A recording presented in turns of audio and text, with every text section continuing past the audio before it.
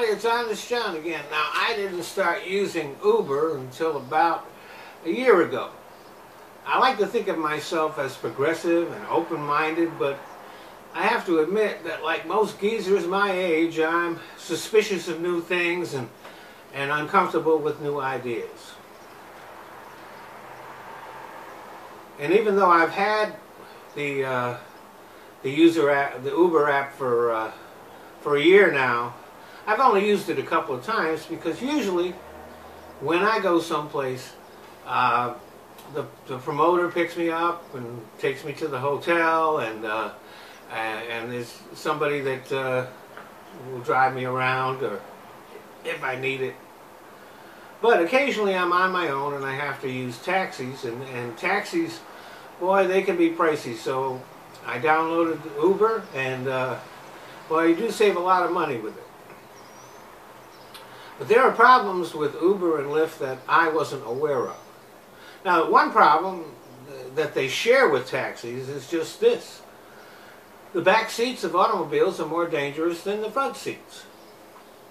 For some reason, and I don't understand why they aren't able to fix it, the seat belts in the back seats don't work as well as the one in the front seats. And of course, the front seats have airbags to protect the passengers where the back seats don't. So if you do get in an accident and you're sitting in the back seat of a car, you're more likely to be killed or seriously injured. But there's another problem with Uber and Lyft that taxis don't have. Uber and Lyft tend to be a lot germier than taxis. This is because taxis are more regulated. They are required to wipe down the interior of the cab after every shift, where Uber and Lyft are not. And so these guys, when they're done with their shift, they go home, they watch TV. They don't even give the inside of their car a second thought.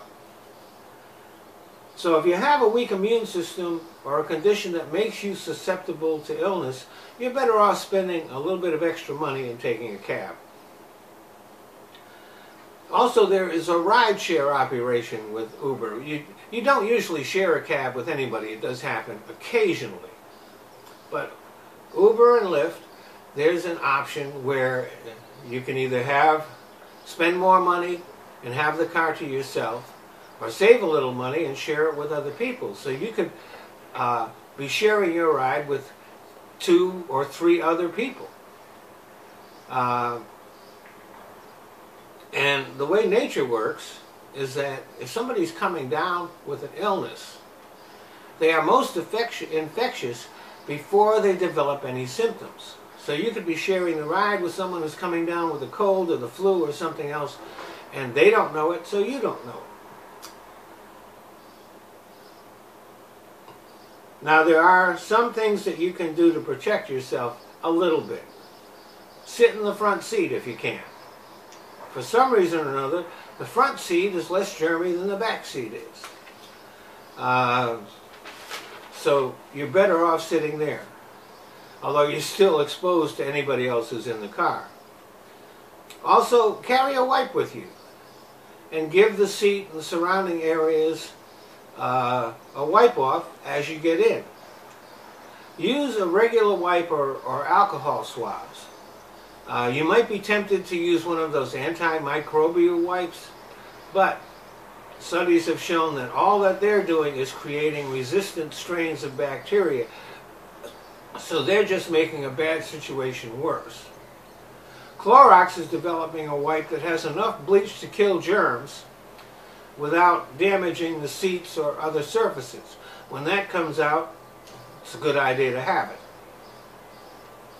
And Uber and Lyft drivers should get in the habit of wiping down their cars at the end of their shifts, but they're not going to be required to, so you can't count on that. But even if you do all of these things, you're still going to be exposed to some germs. That's just a part of life.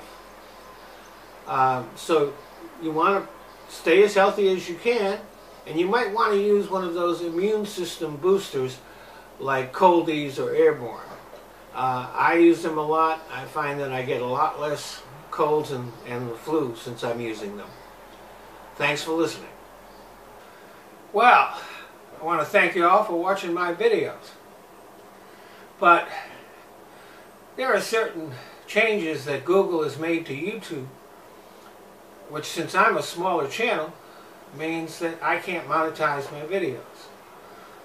So I found places where I can. So instead of watching my videos here on YouTube, I'd appreciate it if you go either to Patreon or to Top Buzz. They let me monetize videos, and I don't even have to put commercials on. So if you want to become a patron on Patreon, that's fine. If you don't, you can still watch the videos there. I've just kind of given up on YouTube. YouTube is just a place that I use so that I can put my videos in other places. So, Patreon, Top Buzz, the links are in the description box.